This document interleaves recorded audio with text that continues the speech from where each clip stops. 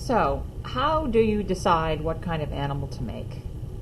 I'm going to do a few quick sketches just to show you. So, you can hold the pieces either way, right? You can hold it the way you made it with the igloo door, and then here I added a swan's head and some wings, and that became a bird. So birds are a great option. We've done a lot of birds in this class. Or you can turn your igloo over, right, and add legs to the bottom, and the sound hole that you blow into, the blowhole that you blow into, is across from the sound hole, and that can become the face. But the end of it must be like so. I'm going to make these whistle. So I'm going to put a popsicle stick in here, and then I'm going to cut this hole out for you. And I'm not going to have you do it because in all the years I've been teaching this lesson, students struggle with this. And the most creative, the part that really matters is you making the sculpture. I'll make it whistle. There's nothing creative about making it whistle. It's a technique. You get better at it the more you do it.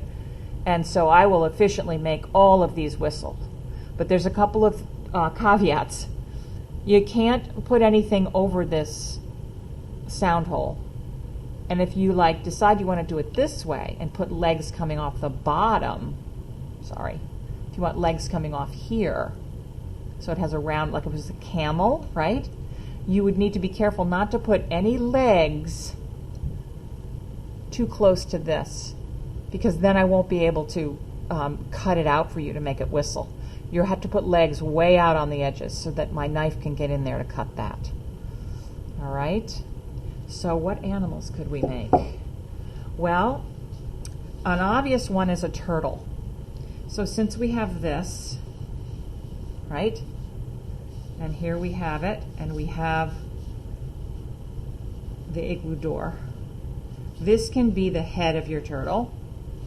You can add legs, right? There'd be others on the other side, right? There'd be 4 legs, 1, 2, and then of course on the other side. And then you can do some fun things with designing what comes off, with the pattern, with the shell. You can make the shell look really cool by putting designs, carving in, or you can use a stamp. And I can show you how to do that. You can also, let's make another one like this.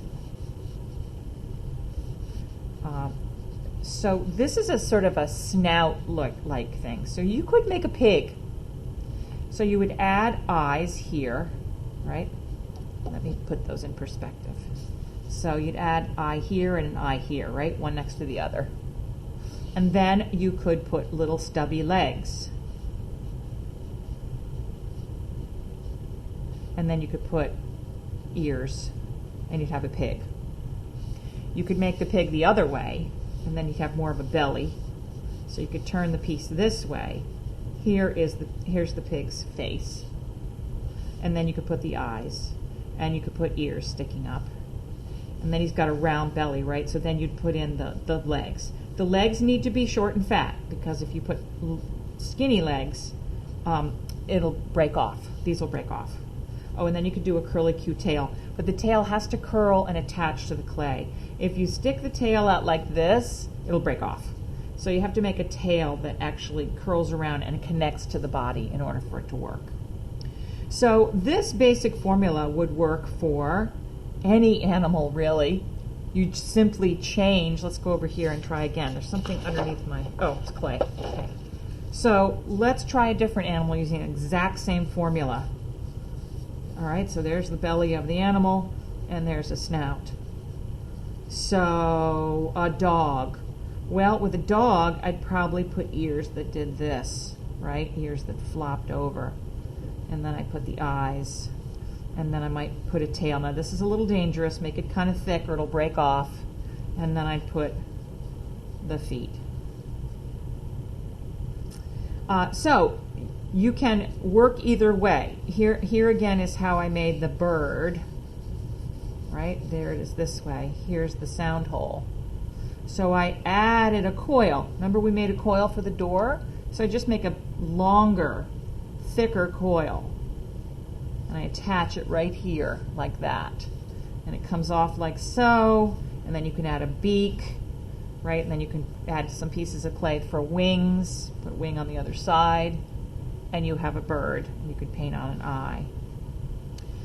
So there are rhinos and hippos and cattle and cats, right? If this were the cat, you could add pointed ears, more cat-like. If this were a cow, you could paint on spots. That's what I did here. That's what I painted, black spots. So there's certain information that would immediately make it look like a cow, and these black spots are one of them. And then it's actually not a cow, it's a bull because it has horns. And I didn't make a little udder. You can make this a little udder and leave the horns off, right, to make a cow. So there's also one other way to do this. Let's see, let's come over here so you can see. You could stand your igloo up this way. Tap the bottom a little so it flattens. And then you could add wings and a beak and eyes. And if you glazed it right, you would have a penguin. You can even add little feet coming off, and you would have a penguin. And then the sound hole is here, right? And you'd blow into here, and it would whistle. We keep that wings off of that thing, off of that area there. I've had some students that have wanted to do like fish, and that's a little harder. But if you're clever, so here we are all starting with this. So there's the igloo, and there's the little door. So you could conceivably add a tail that was like a fish tail, right? Actually, I don't like that. I'm going to make that again. Add a tail that went like that. That's a little better, right? So you could add a coil that flattens out into this. And then you could add gills, a dorsal fin, maybe put lines in it, eyes, right? And now the mouth is the igloo door, and the sound hole is down in here, and the air gets blown in there. And now you have a fish. So enough of this. I think you get the idea. You have to be kind of clever about what kind of animal you want to make. There's a zillion animals. And so enjoy. And I will, of course, be in the room to offer guidance and help.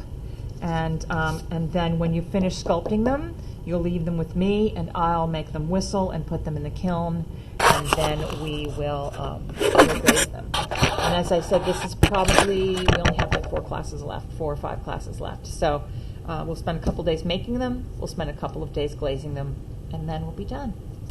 So thank you for watching. Have fun.